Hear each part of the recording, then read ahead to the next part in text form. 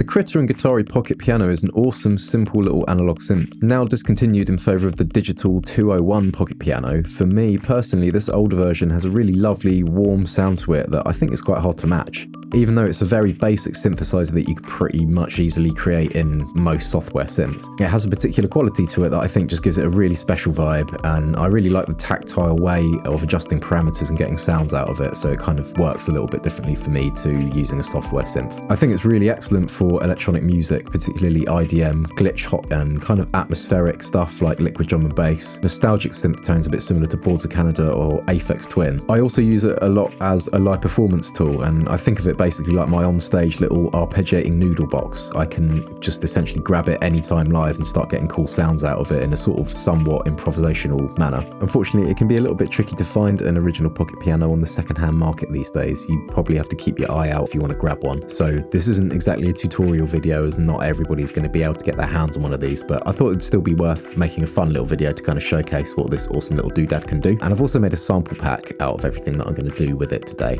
just to kind of make some of what it does available to other people. I'm now going to jump into talking about what each control and knob on this thing does and what each one of the modes are.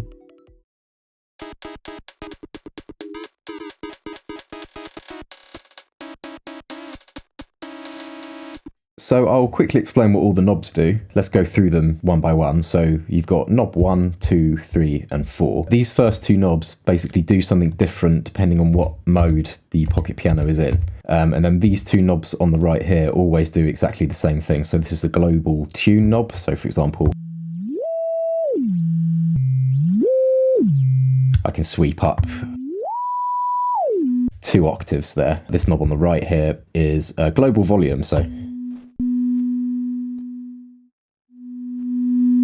again, these two buttons on the right, this one does something slightly different depending on what mode you're in, but generally speaking, you can cycle through different waveforms with this button here. So you can start with the softer sine wave and go through to a more aggressive sawtooth sound. So for example,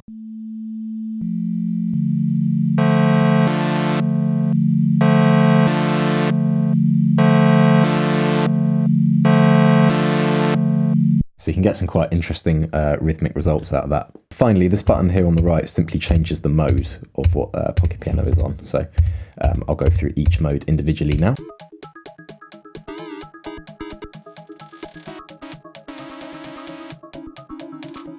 So starting with the red mode, this is just like a basic polyphonic synth, so you can play chords on it like I was just doing. And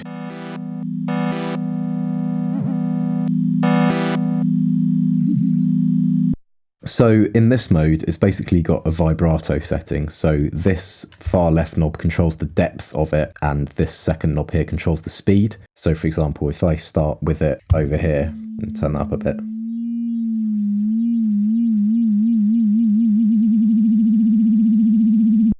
So yeah, if I increase the depth,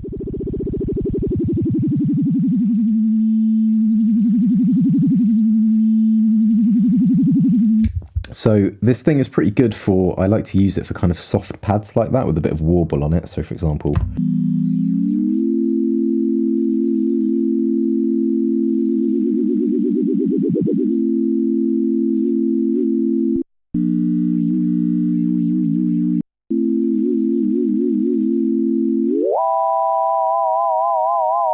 so it's kind of cool for those like sort of, yeah, spooky pads, I guess. But this thing's also great as a lead synth because I find that the sawtooth setting just really cuts through. It's quite a sort of aggressive sawtooth. So for example,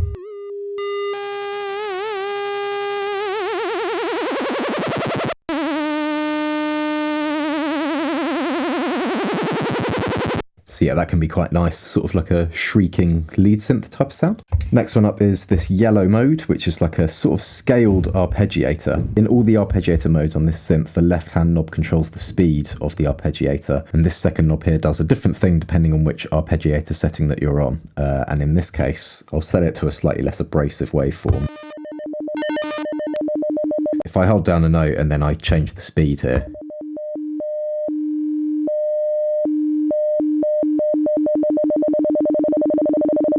and then if I gradually increase this knob on the right here,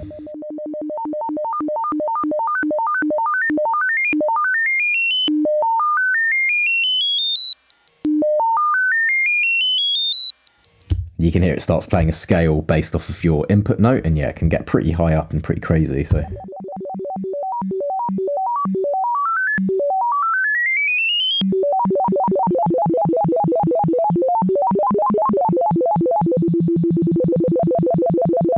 So it's pretty video gamey. It's not one that I sort of use that much because I just find it, yeah, quite shrill, especially if you're sort of holding down a chord. It can sort of choose notes. You can't really control what scale it's using. So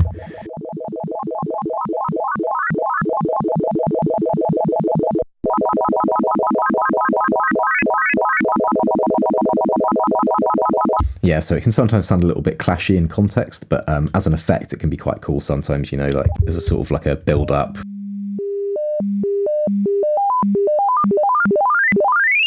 Like that kind of thing, you know, sometimes it's useful with that. Next up is the green mode, and this is another arpeggiator. So same again, you've got a speed control here, so but this is kind of like a more traditional, straightforward arpeggiator. And the difference with this mode is that the second knob controls the decay of the synth. So if I have it all the way to the right, it will be like a really short decay for like quite a plucky sound, I suppose. And as I twist it over to the left here, you'll hear the decay sort of increase. So that can be really nice because, yeah, if you're holding down, for example,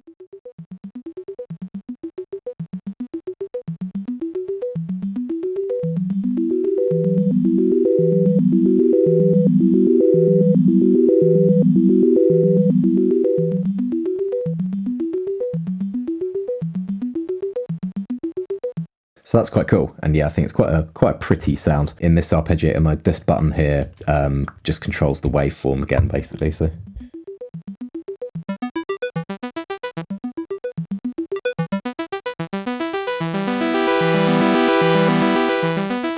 yeah, there's quite a bit that you can get out of that. Moving on, next is this light blue mode, which is another arpeggiator, but this is kind of like a bass arpeggiator, and it will add notes in the sequence below your input note as well as above. And it's quite kind of like twinkly sounding, I'd say, and it's got a unique flavour compared to the previous two.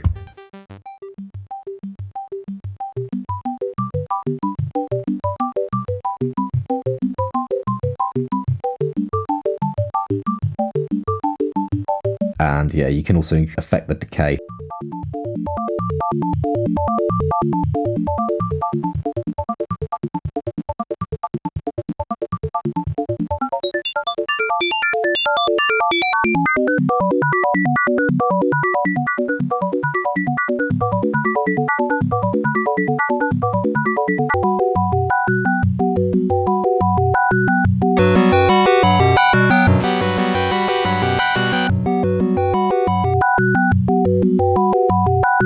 So yeah, that one's quite cool. Next one up is this blue mode, which is the one that I use the least by far. It's just basically like a monophonic synth, and you can almost get some bass tones out of this.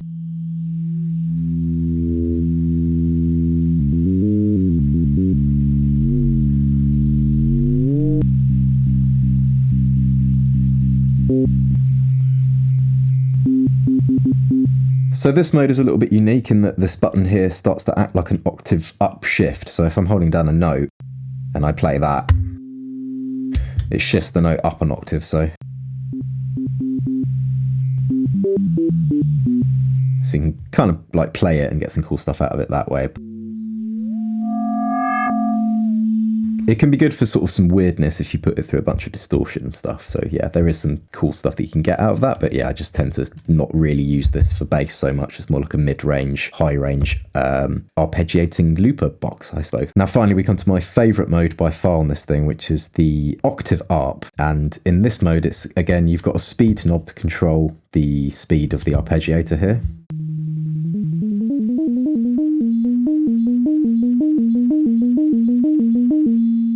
And now in this mode, the second knob acts like a filter, so you can sort of open and close it up.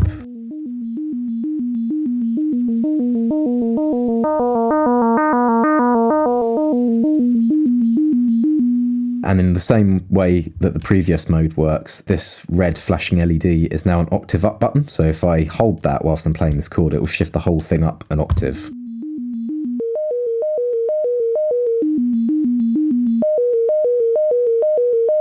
And if I combine that with a bit of delay and, you know, just like occasionally pressing that, like tapping it, so it's not on all the time, you can get some really nice results out of that, I think. So let me just send the Pocket Piano to... So I've just sent the Pocket Piano to a delay here in Ableton, and...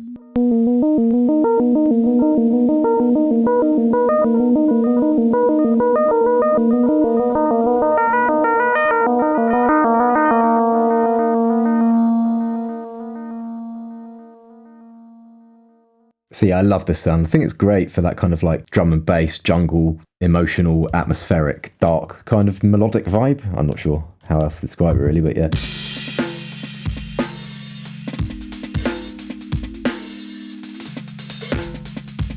So that's pretty cool, and obviously you can play the keys on this thing like I've just been doing and just playing it manually. But where I think this thing sort of really shines is when you connect it over MIDI. There's a couple reasons for that. Basically, the keys on this themselves are a little bit weird, these sort of like tiny little wooden things, and you've only got 1 octave's worth. So for playing anything sort of like fast, it's quite difficult to kind of nail it and have it sound fluid on this thing, just because the action of these keys is actually quite strange. So it kind of works for like held chords and stuff like that. But yeah, anything like fast runs, it's hard to make them sound smooth on this just because of the timing. And yeah, of course, you've only got 1 octave, so kind of a way that you can expand this thing is by syncing it up to MIDI in software like Ableton. I can basically send it chords and note data from Ableton so that I don't actually have to play the notes myself, which then frees up my hands to basically control the knobs and do other stuff with the sound. I think that's kind of like the main advantage of using this little guy. I can still play it like I was before, you know, manually, but now because this is a software instrument track and not an audio track, I can insert a MIDI clip on it, which basically means that I could send this a chord. So let's do that, like that chord voicing.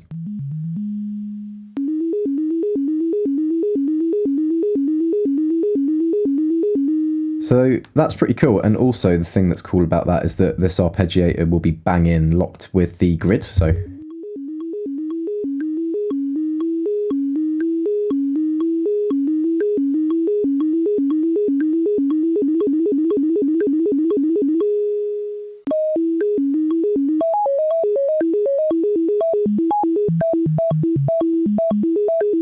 it's possible to insert notes into your looping sequence on the fly by just playing them in. So there it was like adding variations to this static kind of loop here, basically. So that's pretty cool. The other nice thing about that is obviously all like time-based effects will be perfectly in time with that. So if I send that to a delay now, and I'm going to increase Ableton's tempo whilst this is playing, so it's in a slightly sort of faster place.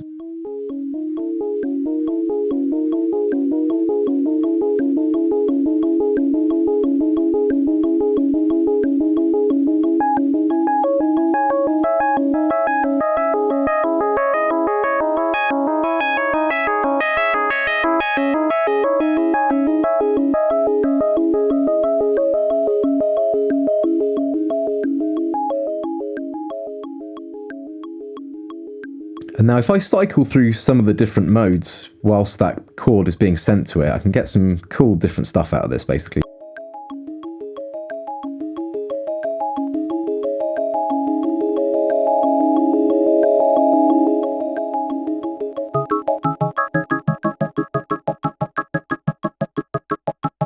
Just wanted to show something else that was also cool about having the Pocket Piano synced over MIDI. I've got myself a little loop that I've made up here, and if I give this a play,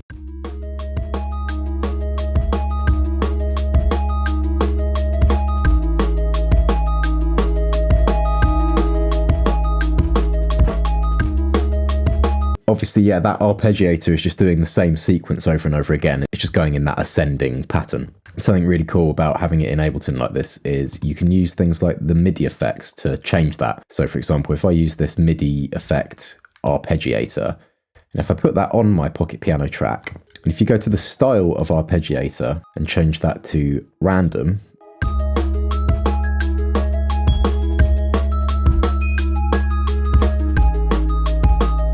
and with the steps control, I can also tell it to play some notes up on different octaves, and adding steps is basically like adding octaves that the arpeggiator can reach up to.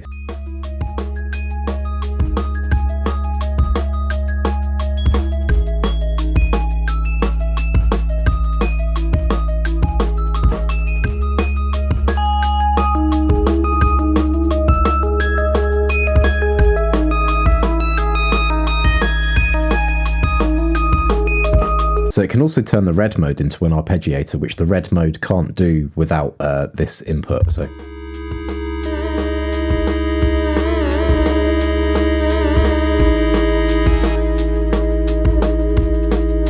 if I engage this,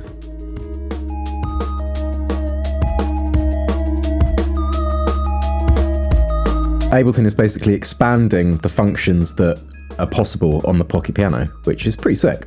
And just because I can't resist and I love it, let's bang live cut on that.